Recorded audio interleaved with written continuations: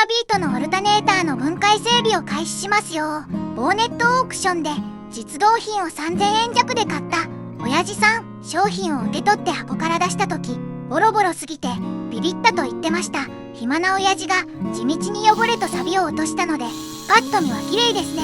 では整備開始です。親父さん、解説お願いします。よっしゃ、始めます。ボルト4本を緩めてケースを外します。ケースの隙間にマイナスドライバーを突っ込んで少し隙間を作ったらプラハンでコツコツ叩いていきます。なんじゃこりゃ。いやー、めちゃめちゃ汚いやんけー。あ、失礼。つい言葉が乱れてしまいましたね。ベアリングホルダーのボルトを外します。ここはショックドライバーを使いました。2番プラスビットをしっかりはめ込んで垂直を維持してガツンと叩くと緩みます。カッチカッチに固く締まっているプラスネジはドライバーを使って緩めに失敗すると舐めてしまうんですよね。ケース中央のベアリングはそれほど傷んでいません。ローターも取り外しますが、中に見えてくるのがレクティファイアという部品です。名前だけ聞くと難しそうですが、簡単に言えば電気を直流に変換する装置ですね。この部品が壊れていると発電しません。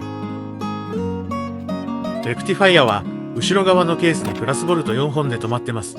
2本のボルトはプラスドライバーでまっすぐアクセスできますが、残りの2本はステーターコイルを少し浮かせながらずらすことでアクセスできて緩めることができるんです。レクティファイアの固定ボルト1本は完全緩めてもコイルに当たって抜き取ることができません。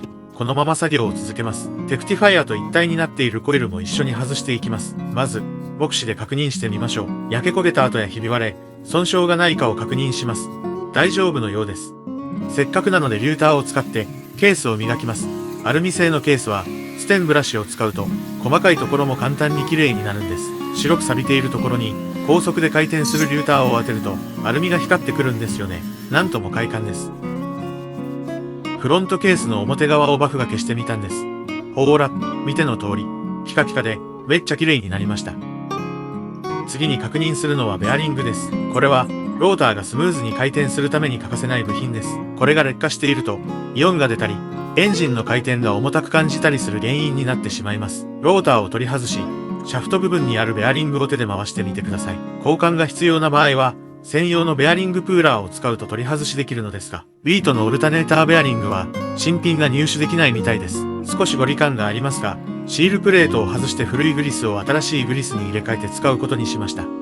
さて、次はブラシの点検です。この小さな部品、実はオルタネーターの心臓部分と言っても過言ではありません。電気をローターに受け渡すために必要な部品なんです。まず、ブラシホルダーから外します。ブラシから出ているコードのハンダを溶かします。写真の通り、摩耗が進んでますね。新品との比較でわかる通り、3分の1ぐらいに短くなっているので、当然交換です。古いブラシコードについている絶縁チューブは、取り外して新品のブラシコードに取り付けました。ホルダー内でブラシがスムーズに動くことを確認し、スプリングも確認します。ここもしっかりチェックしましょう。ブラシを取り付けるためにハンダ付けするんですが、なかなかうまくいきません。導線がハンダを弾いてしまいます。こんな時は Google 先生の出番です。導線を2から3秒、ハンダ後手の先端で温めましょう。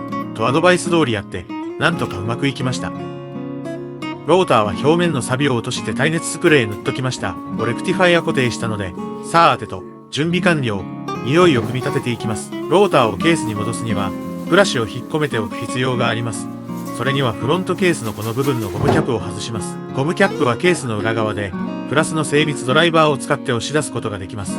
この穴に 1.5mm の六角レンチを突っ込んで、ブラシにある穴を貫通することで、ブラシを引っ込めた状態にできるんです。これでローターを後ろケースに差し込むことができるのです。ケースにローターをセットしたら、六角レンチを抜いてブラシがスリップリングに接触してセット OK です。そうそう、ローター前側のガイドリングの付け忘れに注意します。忘れちゃダメです。うまくフロントケースがセットできました。あとは長いボルト4本を締め付けると完成です。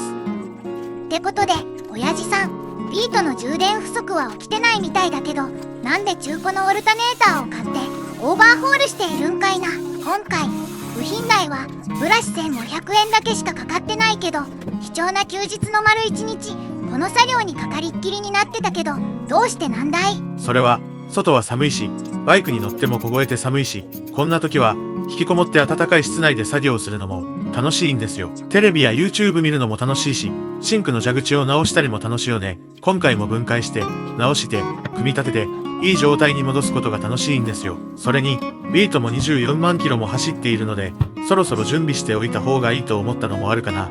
備えあれば憂いなしっていうしね。休日をどう使おうと個人の自由だよね。で、このオルタネーターはいつエンジンにつけるのかな。いやーまだ壊れてないしな。このまましばらく付け替えることはないと思うよ。そのうちってところだね。ってことで、最後までビートのオルタネーターオーガーホールの動画を見ていただきありがとうございました。特にオチはなくてごめんなさい。でもこの動画がどこかの誰かの何かの役に立つかもしれないと思って作りました。もしよかったらいいねボタンやチャンネル登録ボタンを押していただけると今後の励みになります。よろしくお願いします。今後も車ネタをアップしていきます。次もチャンネルを覗いてもらえると嬉しいです。今回はこの辺りで失礼します。ごきげんよう。